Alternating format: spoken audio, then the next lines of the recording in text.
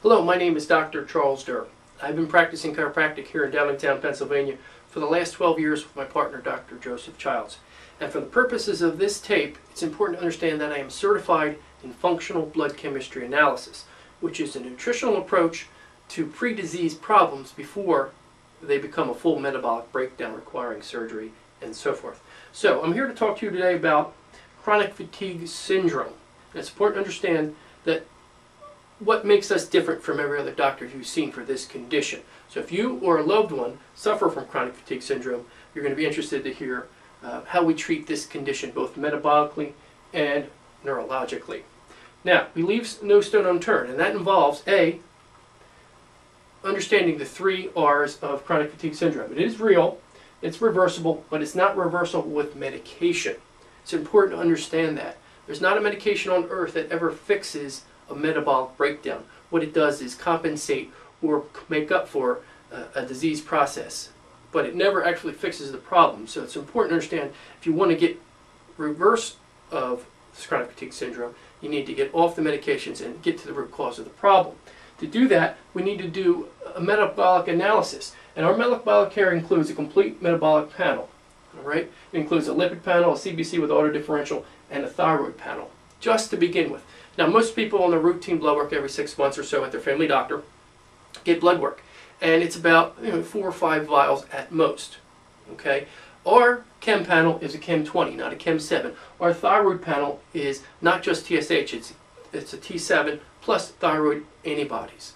Okay, so the standard blood work today, that is unfortunately the standard of care, is very scant, and it skips over very many lab values that are important to identify metabolic breakdown.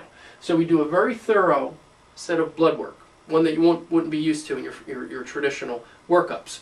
Right? The next thing we do is look at them from what's called a functional perspective. There's a functional lab value, and then there's a pathological value. Now, when you get your blood work from Quest or LabCorp or what have you, it usually has your scores, and then to the right you see laboratory ranges. Okay, it tells you the value and where you are versus that. Right? Those ranges are based on a bell curve of everybody who gives blood. Sick people, well people, and everybody in between. Now, if you've ever been to a waiting room, one of those labs, you can see a lot of very sick people.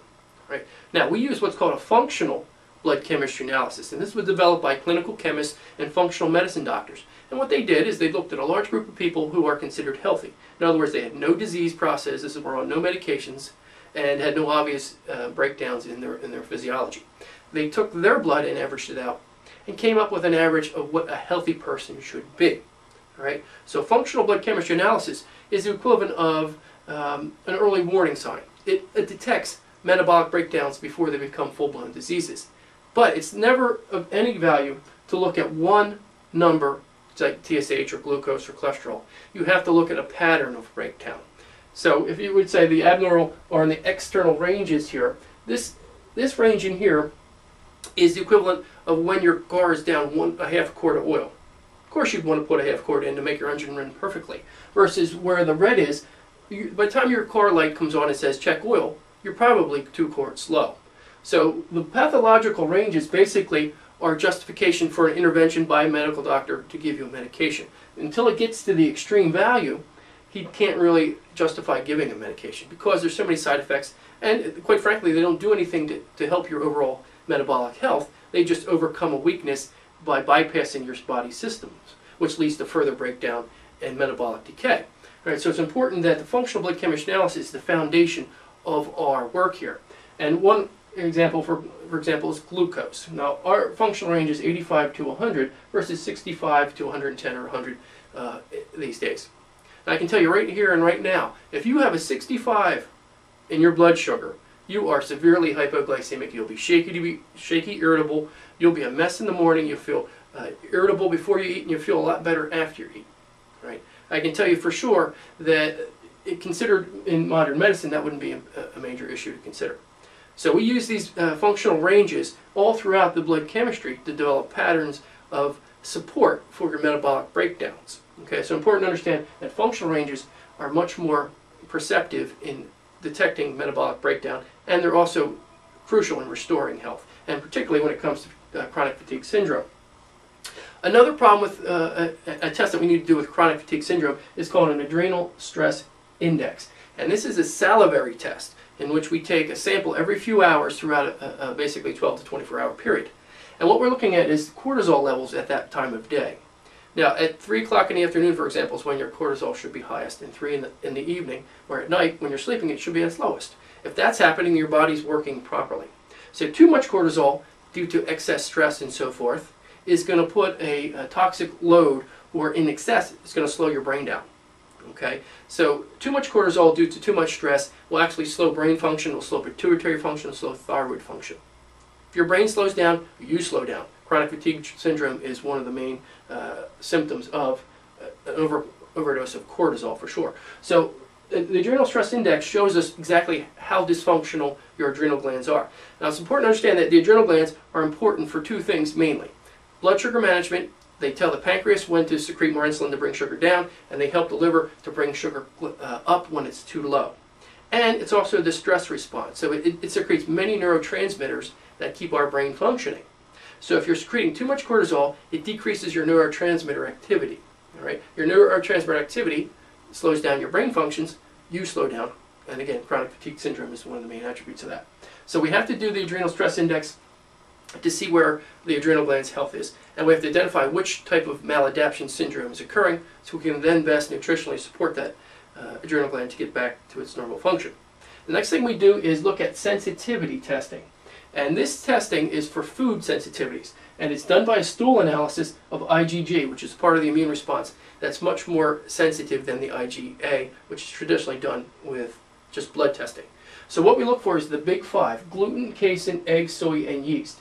We must run this test in order to identify what foods you are allergic to, or what foods you're sensitive to, or what foods you have an autoimmune reaction to.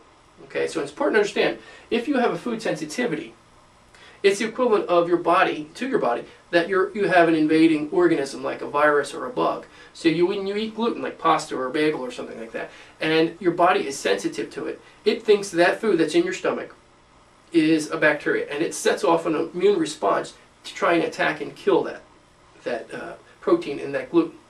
That autoimmune response causes inflammation. That's a tremendous drain on your body. It causes fatigue. It wears you out. Not to mention the malabsorption and the poor digestion of your nutrients.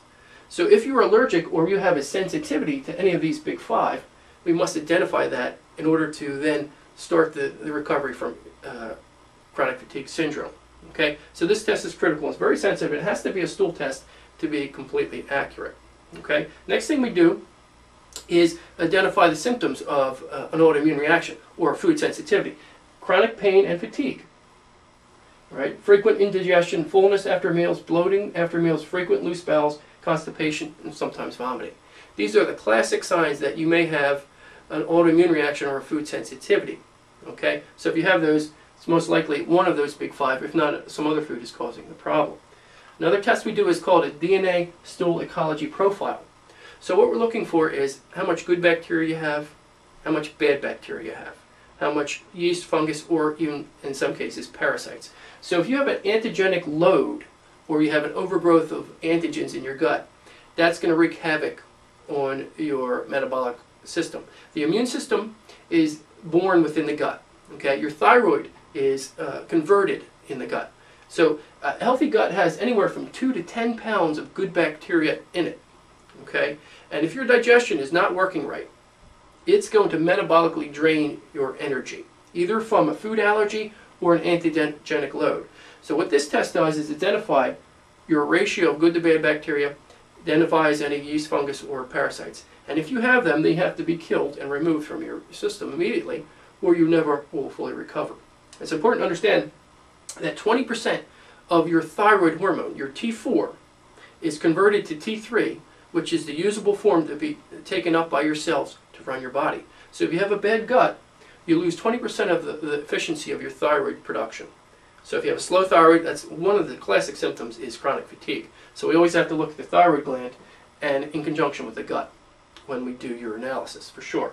Right? Next thing we check out is for intestinal permeability, or what's called leaky gut syndrome. So let's say you have food allergies. Let's say you have pathogens or microbes in your gut. Both of those things in and of itself could cause chronic fatigue syndrome, and because of the metabolic breakdowns, the syndromes, the Beck words, the way the body runs, in and of itself you're going to have chronic fatigue syndrome. But on top of that, if you have leaky gut syndrome, it's going to amplify that problem anywhere from 2 to 10-fold. And what leaky gut syndrome is basically when your intestinal tract is allowing proteins out into the bloodstream before they're broken down into individual constituent amino acids. And those long-chain proteins can be identified, very easily identified by your immune system as an invader. Right, so you have this big long chain of protein, your immune system sees that, it thinks it's a virus or a bug, it sets off an attack, it stamps it with an antibody, and so now your body, every time you eat that, is attacking that protein. Right? So this intestinal permeability allows more of those proteins to escape into the body. Now if you use antacids on a regular basis, antibiotics on a regular basis, or anti-inflammatories on a regular basis, you have leaky gut syndrome. And it's probably the underlying cause of immune problems, chronic fatigue syndromes, thyroid problems, peripheral neuropathy, any number of autoimmune conditions can be caused by a leaky gut syndrome.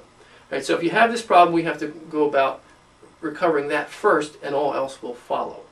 Right? So if you or a person you love suffers from chronic fatigue syndrome, and you're interested in a nutritional approach, which involves changing your diet, changing your lifestyle, taking nutritional supplements, and frequent blood work checkups to see how things are going, you are probably a good candidate for this program. And if you are not, if you're not willing to change your diet, you're not willing to change your lifestyle, this program probably won't work for you. In fact, it won't. And you shouldn't even bother to inquire. But if you're ready to make a lifestyle change, you're ready to regain your health, you're ready to get your energy back, please call us and we'd be willing to, happy to meet you and give you a thorough workup and let you know if we could accept you as a patient. Until then, I wish you luck. Bye-bye.